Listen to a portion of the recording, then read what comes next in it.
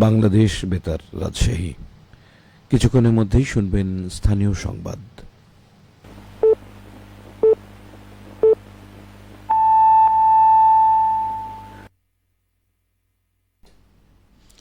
আসসালামু আলাইকুম।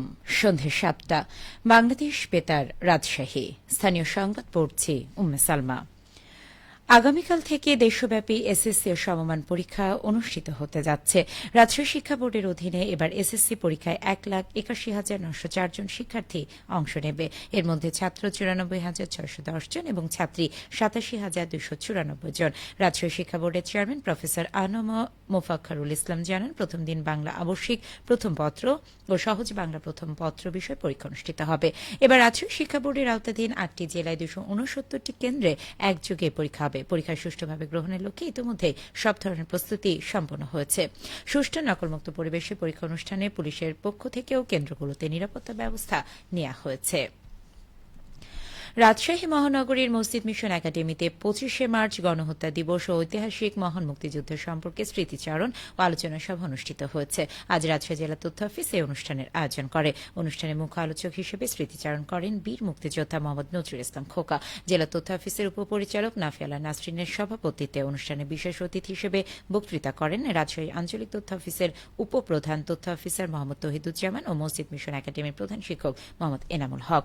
অনুষ্ঠানে সিনিয়র তথ্য অফিসার মোহাম্মদ আতিকুর রহমান শাহ সহ আঞ্চলিক তথ্য অফিস ও জেলা তথ্য অফিসের কর্মকর্তা কর্মচারী, মসজিদ মিশন একাডেমির শিক্ষক শিক্ষার্থী এবং মহিলা সংস্থার প্রশিক্ষণার্থীবৃন্দ উপস্থিত ছিলেন।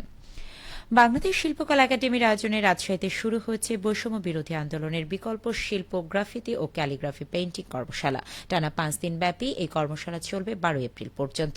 কর্মশালায় অংশ নিয়েছেন শিক্ষাবিদ ও শিল্পী অধ্যাপক ড আব্দুস সাত্তার, শিল্পী ইব্রাহিম মন্ডল, রাজশাহী বিশ্ববিদ্যালয়ের চারুকলা অনুষদের শিল্পী মনিকা এমিলিয়া, আরিফুল ইসলাম ও রায়হান আহমেদ সহ ১০ জন নবীন প্রবীণ শিল্পী। বাংলাদেশ শিল্পকলা একাডেমির প্রশিক্ষণ বিভাগ জানিয়েছে, সারা দেশে ৫টি জেলায় এই কর্মশালা অনুষ্ঠিত হচ্ছে। ঢাকায় প্রথমবারের মতো ১২ মার্চ থেকে ১৬ মার্চ এই কর্মশালা অনুষ্ঠিত হয়। এরই ধারাবাহিকতায় রাজশাহীতে দ্বিতীয় আয়োজনটি চলছে। এরপর খুলনা, চট্টগ্রাম ও ময়মনসিংহে অনুষ্ঠিত হবে। প্রতিটি কর্মশালায় ১০ জন শিল্পী অংশ নিচ্ছেন এবং তারা প্রত্যেকে ২টি করে গ্রাফিতি ও ক্যালিগ্রাফি চিত্র আঁকছেন। এসব কর্মশালা থেকে সংগৃহীত মোট শতাধিক চিত্রকর্ম নিয়ে ঢাকা শিল্পকলা একাডেমিতে একটি বৃহৎ প্রদর্শনীর আয়োজন করা হবে। বৈষম্য বিরোধী আন্দোলনের স্মরণে তৈরি এসব চিত্রকর্ম ভবিষ্যৎ প্রজন্মের জন্য সংরক্ষিত থাকবে। এ কর্মসূচির অংশ হিসেবে সারা দেশে নাট্যোৎসব ও আলোচনা ভিত্তিক প্রদর্শনীও চলমান রয়েছে। গতকাল কর্মশালার উদ্বোধন করেন বাংলাদেশ শিল্পকলা একাডেমির চারুকলা বিভাগের পরিচালক শিল্পী মোস্তফা জামান।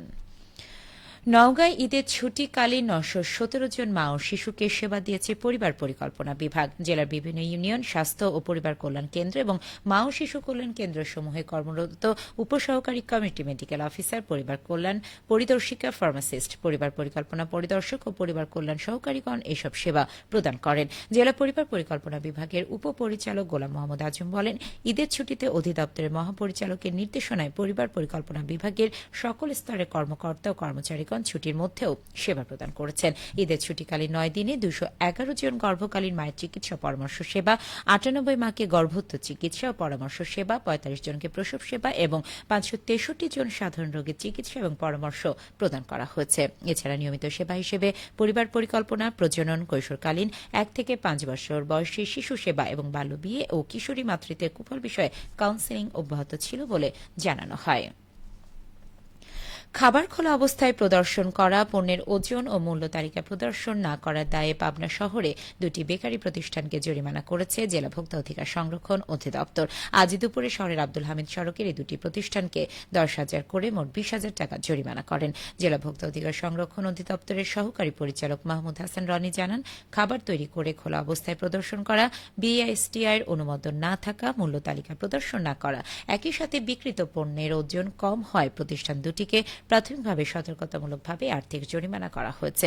ভোক্তা অধিকার সংরক্ষণ অধিদপ্তর ক্রেতাদের স্বার্থে সবসময় মাঠে কাজ করছে। যে কোনো অভিযোগ পেলে তদন্ত করে সংশ্লিষ্ট প্রতিষ্ঠানের বিরুদ্ধে আইনগত ব্যবস্থা গ্রহণ করা হবে বলেও তিনি জানান। সবশেষে আবহাওয়া। আজ রাজশাহীতে সর্বোচ্চ তাপমাত্রা ছিল ৩৫ ডিগ্রি এবং সর্বনিম্ন ২৩.৮ ডিগ্রি সেলসিয়াস। সন্ধ্যে ৬টায় বাতাসে আপেক্ষিক আর্দ্রতার পরিমাণ ছিল ৫১%। রাজশাহী ও পার্শ্ববর্তী এলাকায় আগামীকাল সূর্যোদয় ভোর ৫টা ৪৮ মিনিটে।